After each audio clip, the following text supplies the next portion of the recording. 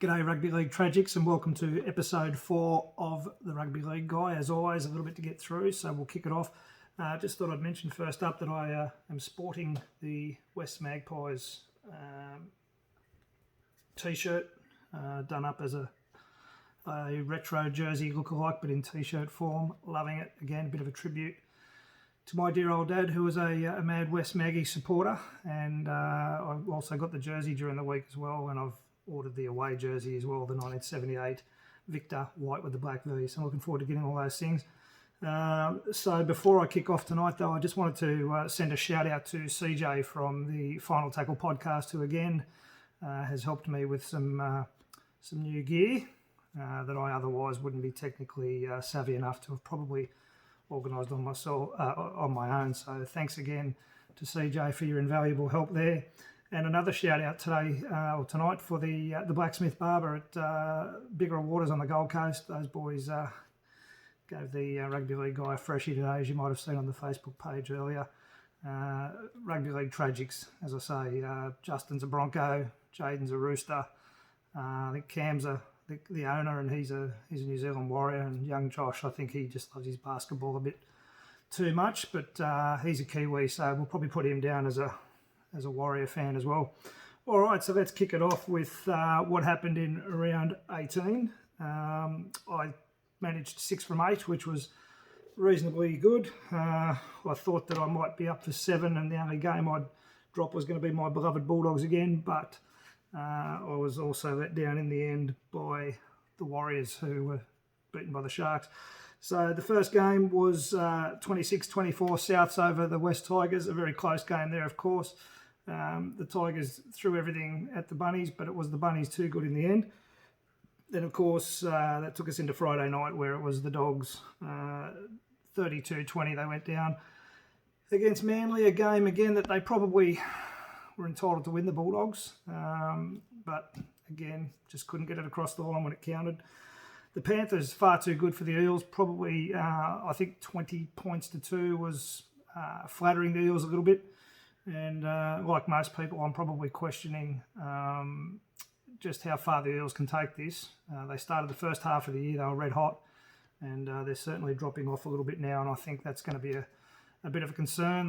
They seem to focus pretty heavily one week to another on either defence or attack, where they've got to try and combine the two. So Eels fans, you better hope they can lift their game this week, but certainly, while they weren't diabolical against Penrith, they certainly do need to try and form some sort of cohesion. Then, of course, it was the Dragons and the Raiders down on the Gong. I took the Raiders. They got up 37-8, although the Dragons did start off quite well, but they just couldn't get it across the line. But again, the Dragons hung in there. Then, of course, up at Cbus Super Stadium, I took my quasi second team, the Titans, to beat the Broncos, and they didn't let me down in that one. 18-6, they got up over the Bronx, and are currently sitting the top Queensland side. So, who knew? No surprises with the Roosters giving it to the Knights, 42-12. I'm surprised that it wasn't a higher score, actually. I thought the Roosters well and truly outplayed the Knights. Sonny Bill getting a few more minutes, certainly having some fairly decent impact as well. And the Roosters, I think they're going to be very hard to overlook for that three-peat. Melbourne Storm 36-20. I had them as anything in the first half. I thought they could probably raise the bat at 50 come half time, or full time certainly. But to their credit, the Cowboys made a little bit of a dig at the end and held on to not be annihilated, and a 16-point loss at the end wasn't too bad for the Cowboys. Nonetheless, the Storm will be continuing to lift every week, I'd imagine. And of course, the Warriors went down 22-14 to the Sharks at Jubilee, and another close one there, but unfortunately they just couldn't bring it home there, the Warriors. So Aden Fanua-Blake has asked for a release from the Sea Eagles. Apparently they've granted him that release. For family reasons, he's looking to get out of Sydney, and apparently that's been initiated by all accounts by his wife. Apparently she thinks that somewhere out of Sydney's the way to go. It doesn't leave too many options, of course. I don't think there's anywhere for him in Melbourne, Canberra, or Newcastle. I think the Titans and Cowboys and Broncos, so the three Queensland teams, are probably possibilities. But the main money seems to be on him going to the Warriors. So that's a bit of a watch this space. I think he's a fantastic player on the field, but unfortunately a bit loose off it. And just his attitude, he's a bit up and down. And I think, no doubting his talent, but attitude's going to be a big thing. And there was I think it was an Instagram video out today where he was smoking something and blowing smoke around and carrying on a bit stupid at having been granted the release from the Seagulls. And although it might not seem like a big deal, particularly to this current generation of social media, everyone's on social media. And they probably don't see such a big deal, but it probably just doesn't. It's not a great look for a new club. So, probably just best not to post those things, I guess. But good luck to him. Manly, well, they obviously thought it was worth their while to release him rather than hang on to him. So we'll see how that one pans out. Now, of course, State of Origin dates have been released. November 4 in Adelaide, November 11 in Sydney, and November 18 in Brisbane. And the ladies' game will be on the Sunshine Coast Stadium, November 13. So they're the 4 games there.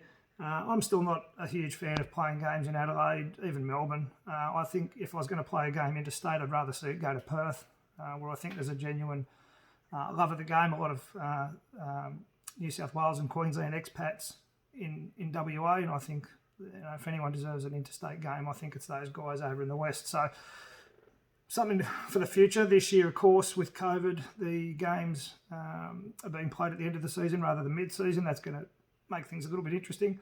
But let's face it, the NRL didn't have too many choices about that. We're lucky to be seeing Origin at all.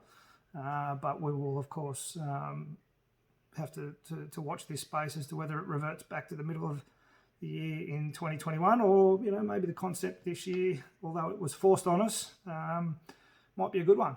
So again, we'll just have to wait and see what happens there.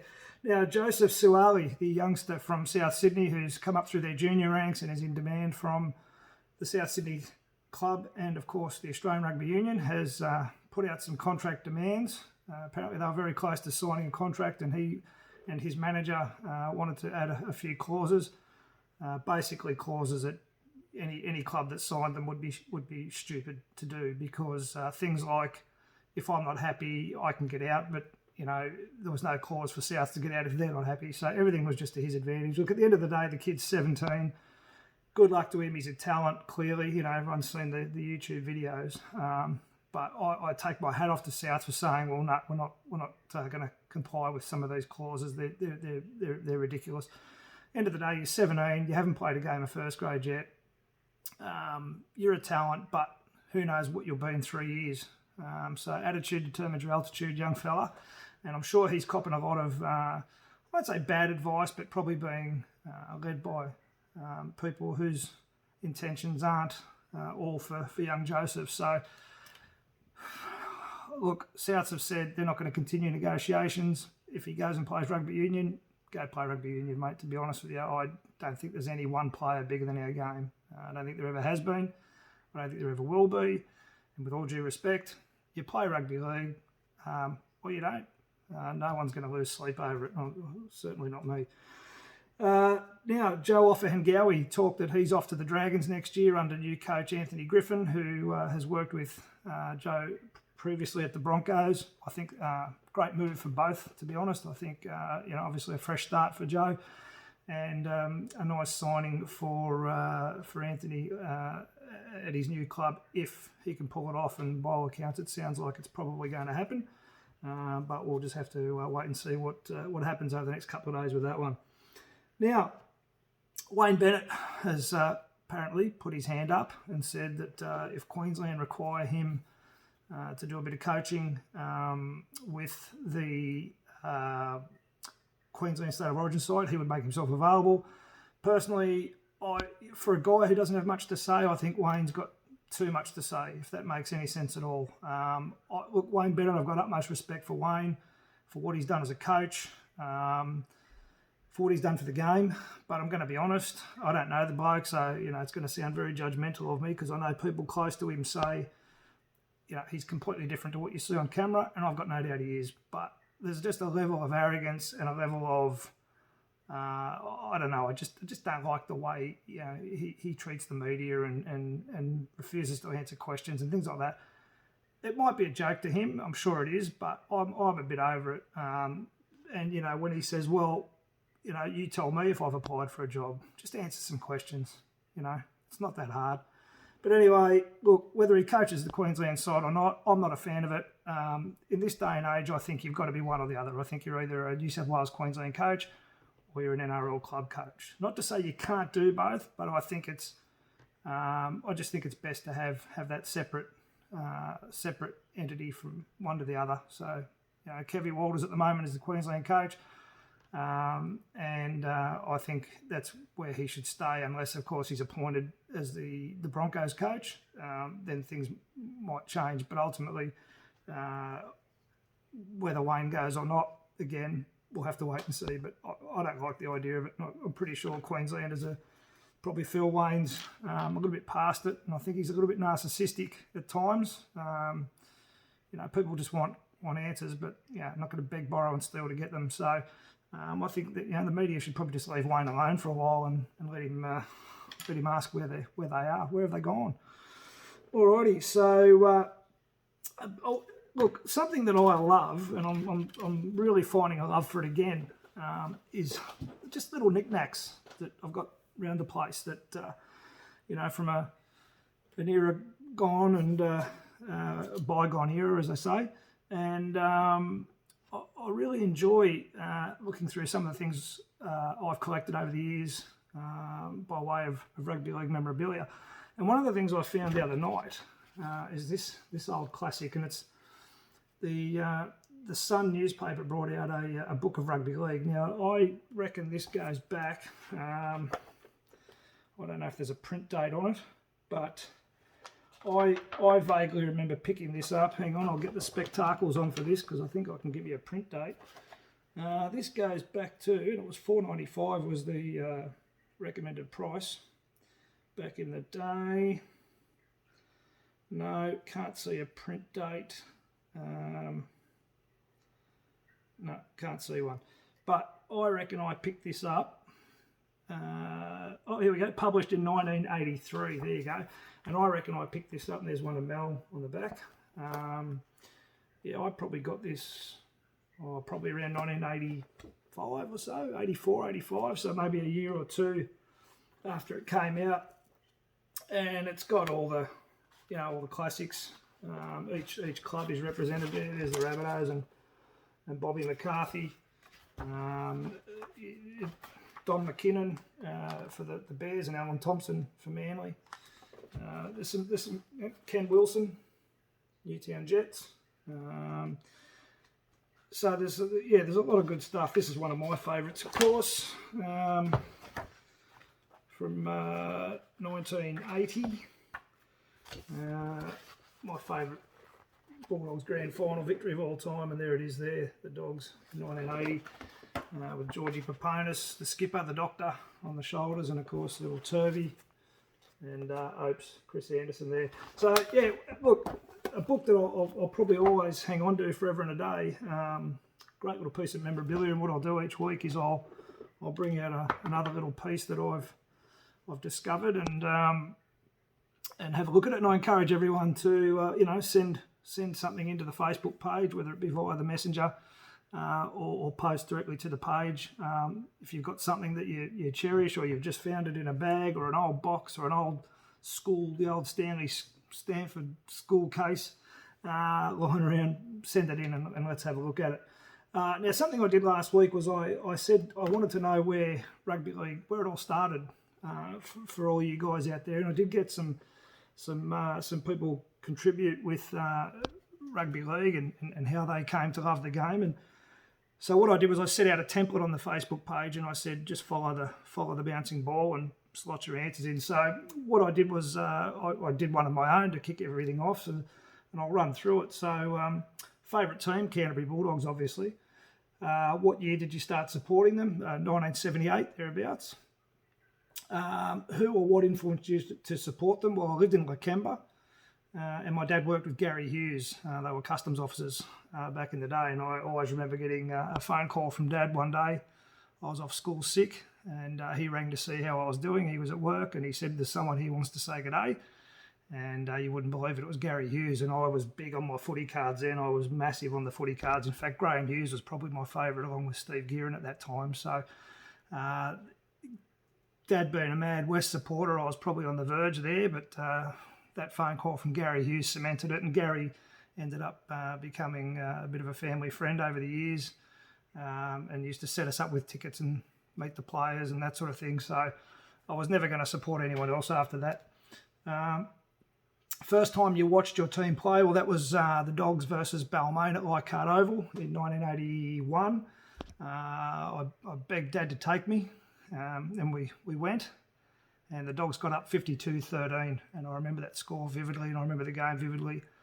And there's actually one of the Bulldogs DVDs I've got, and it features that match quite extensively, and it's a bit of an omen as far as I'm concerned, but I'll never forget that first Bulldogs game I went to with my dad. First game of rugby league I went to was Henson Park, and that was Dad's Magpies versus the Jets, and we drove the car up onto the hill at Henson Park. So fantastic old times. So my favourite all-time player, this might surprise a few people that don't know me, but Paul Langmack. I was never a fan that picked all the obvious players like Steve Mortimer or Terry Lamb or, the bigger name players. I, for some reason, had an attraction. My favourite players were players that weren't massive. So probably my first favourite player that I can remember was Steve Gearin. And then I had John Coveney was another one, Terry Leabeater. And then as the years progressed, Andrew Farrer. Believe it or not, for the short time he was there, I was a big fan of Ross Conlon after he came across from Wests. And then through the 80s, Steve O'Brien. I was a huge fan of Sobby and, of course, Langers. And I've met Langers plenty of times, and he's an absolute character. And, again, a bit weird that he was my favourite when you look at some of the players that were around in that era, but he was. Still to this day, if I had to pick my all-time favourite, it's Langers. Favourite all-time coach of the Dogs was Warren Ryan, a fantastic era there, 84, 85, 86, he was there, 87, but he, of course, was at Newtown prior to that, and then had a bit of a falling out, and he went across to Balmain in 88 and 89, and the Woks... no longer coaching, of course, but he was my favourite just then. I thought he really changed the game. He really brought that defensive focus in and made the Bulldogs a team that nobody liked playing against. So, I think I really enjoyed his style of coaching. Favourite era for my team, definitely the 80s, no question about it. I was in high school. It was the best time to be able to get on your soapbox and crow about how good your team was, particularly... at the time, I was growing up in a little place in Sydney southwest called Ingleburn. Prior to the West Magpies moving out there, it was very much in the Parramatta competition. When I played junior rugby league out there, it was in the Parramatta comp, and then eventually Wests took it over when the Maggies came out to Campbelltown. But there was a lot of rivalry between Canterbury and Parramatta fans at school, and it was a great era for me as a kid or as a teenager. As I say, being able to get up there and shout out nice and loud about how good my team was. Favourite ever home ground, Belmore Sports Ground. Did a lot of growing up there, running on the field, grabbing the corner posts, playing on the field till it got dark. Great times. Favourite grand final victory, if your team has one. Mine has a couple, 8 to be exact. 1980, again. I don't know what it was. You could say that other games provided better quality of football, but just 1980, it was a great era. I loved the team that we had with the entertainers. We were never meant to win it. And it was just, the Steve Gearin try, as I said back in episode 1, I still find that to be a real wow moment. So definitely the 1980 Grand Final. The favourite Grand Final not involving your team, or my team, in this case the Bulldogs, definitely 1989, the Raiders and the Tigers, unfortunately, because I think most of us wanted to see Balmain get up as the underdogs, and for the likes of Wayne Pearce and Blocker and Ciro and those guys, but they just couldn't do it. Very controversial match, of course, in the end, but nonetheless, the Raiders earned the right to lift the cup that year, and of course went on to become quite a dominant side in the years to follow. So what I've got now is one of my old school buddies. He sent through some answers to the same questions. Chezo, hello mate, another mad Bulldog supporter. So I'm not trying not to inundate you with too much Bulldogs, as I've said before, but unless you other guys that support other teams, Henry Phillips, get in and answer some stuff about the Raiders, which I think he might have actually, so we'll get to that next week. I know CJ's put some stuff in about the Broncos, and we'll do that next week, but I've got a stack of mates out there. Kevy Douglas, give us some history about why you support the Dragons. Brendan Cleaver, Wade Beale, Stephen Back, these guys that support Parramatta, Lee Faulkner, get in and tell us how it started. Rod Collins, a mate of mine, used to go to school back in Ingleburn, played for Parramatta in first grade, captained reserve grade President's Cup, but also played first grade, played alongside Sterlo in, I think it was 89, 90. Mate, tell us about how you got, about your junior career and how it expanded through to the Eels. So get in there and let us know where it all started for you and how you became a supporter of your team. All right, so Chezo has said his favourite team is the Bulldogs, obviously. He started supporting them in 1980, understandable. Now, Chezo is about a year or two older than me, so he was a bit of a late starter, but we'll forgive him. Who or what influenced you to support the Dogs? Well, he moved to Australia from South Africa, and the first place that he and his family lived was in Wiley Park and then in Punch Bowl. So, and he says, thank God we didn't live near Parramatta. Not that there's any rivalry between Chester and some of those other guys I mentioned who are all mad Parramatta fanatics. First time you watched your team play, it was Canterbury Saints, Belmore Oval, 1981. Favourite all-time player, Greg Brentnell. Favourite all-time coach, Warren Ryan. The Wok. Favourite era for your team, same here, 1980s. Favourite ever home ground, again, Belmore Sports Ground, and Cheza agrees with me on 1989 being his favourite grand final, not involving the Bulldogs. All right, so thanks to Chester for getting those in. As I said, there's a few that have sent them through, and we'll do one each week. But for now, we'll kick it on and finish up with the round 19 tips. So this is how they look. Tomorrow night, it's the Dogs and the Rabbitohs, or the Rabbitohs and the Dogs. It's a Rabbitohs home game, albeit they both share ANZ. Rabbitohs currently 6th spot, Doggies, of course, 16th. And I've taken, as you know, no surprise, I'll never tip against the Bulldogs. Hence, I'll never win a tipping comp, certainly not for the next couple of years. I've taken the Dogs by 2 points. Again, Steve Georgalis looks like he's been blindfolded and thrown darts at a team photo to pick his team this week, because it's completely different squad to what he had last week again. And I can only assume that's what he's doing to tip his team. But again, the effort's there every week from the Dogs, so hopefully it won't be a massacre. And if they can get close enough, well, you just never know. Cowboys and Panthers, well, I've gone the Panthers. Obviously, they're coming first. The Cowboys are 14th, and I just think Penrith are going to be too strong. And I think they're looking for 14 in a row this week. So I'm pretty sure they're not going to fall over against the Cowboys. Having said that, a team like the Cowboys this time of year does want to try and be a nuisance to those sides that are playing for top 4 spots, etc. So although the final 8 at the moment is secured, there's still a little bit of movement for a bit of jostling for positions. So the Cowboys will be going out there, I'm sure, to try and upset a couple before the season's end, but I don't know that it's going to be Penrith. Parramatta and the Broncos, again, look, I've taken the Eels. And that's for obvious reasons on form, more so on the form of the Broncos than the form of the Eels, I'll be honest. But again, the Broncos, albeit it's at Bankwest Stadium, so it's down in Sydney, but don't be surprised to see the Broncos just pull a rabbit out of the hat and maybe come away with the 2, but unlikely, I would think.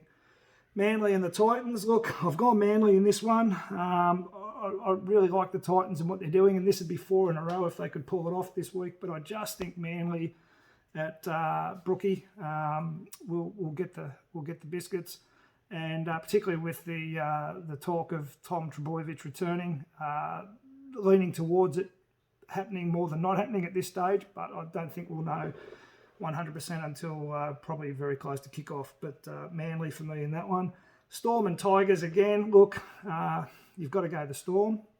You'd be mad not to. Harry Grant, of course, is going to play against Cameron Smith, and that's something that the Storm are potentially going to be ruining, because there was a clause that slipped through when they allowed him to go and play for the Tigers. It appears that everyone else that's got players out on loan, i.e. Parramatta with their players to the Warriors, have said our players will not be allowed to play against us if we come up against each other, and that's been the case with Jennings and Alvaro. But the Storm and the Tigers, neither of them thought to do that.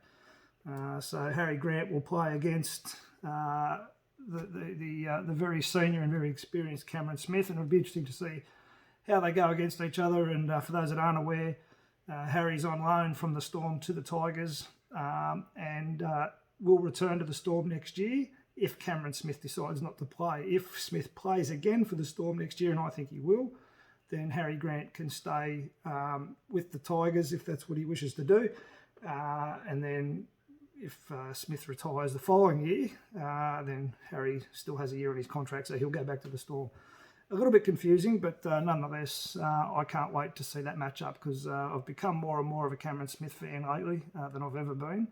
But I'm a big fan of Harry Grant as well, so that'll be a good game just purely for that contest. Roosters and Sharks again. Roosters, they're red hot. Sharks, look, they got home against the Warriors last week, but again, not overly convincing. I think they've done a fairly good job this year to hang in there. I wouldn't have thought they're going to be in the 8 the way they were going. But Johnny Morris has got them there, and well done. How far they go, how deep they go into the finals, I don't know. But I think this week the Roosters are just going to be too hot. I just think the Roosters are going to be smoking teams between here and grand final day. Raiders, Warriors. Raiders at home.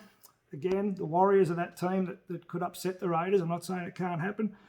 And you're looking at the Raiders currently sitting in 5th and the Warriors 11th. If the Warriors had beaten the Sharks the other night, then they would have been sitting where the Sharks are, and it could have been a completely different story for the Sharks. They probably would have missed out on the 8. But this one, GIO Stadium, Sunday 2 o'clock, so it's not going to be too cold. So the Warriors, shouldn't be too tough for them to take the field. Won't be too chilly, but only 3% of people tipping the Warriors. But again, who knows, could be an upset. And the last game of the round, which is 4:05 on Sunday up there in Newey, is the Knights versus the Dragons. I've taken the Knights in that one, as have 93% of tipsters. So again, as I say every week, and I shall say it again this week, do not put your house on my tips. But 6 from 8 last week's not too bad. I've done that for the last couple of weeks, so not too bad at all. All right, guys, we've gone a little bit longer tonight, and thank you for tolerating me. Thanks again to the Blacksmith Barbers for doing something with this horrible head. Thanks again to CJ for helping me out with some of the IT stuff. And thanks to you guys that continue to interact on the Facebook page. We'll have the YouTube page up and running soon enough. But again, send through some photos, send through some, some stories about how you got to love this game, where you played as a junior, where you lived as a kid, and how you became to follow the team you follow. It'd be great to hear from you all. In the meantime, keep loving rugby league, throw an arm around each other, and we'll see you next week on the Rugby League Guy. Toodles.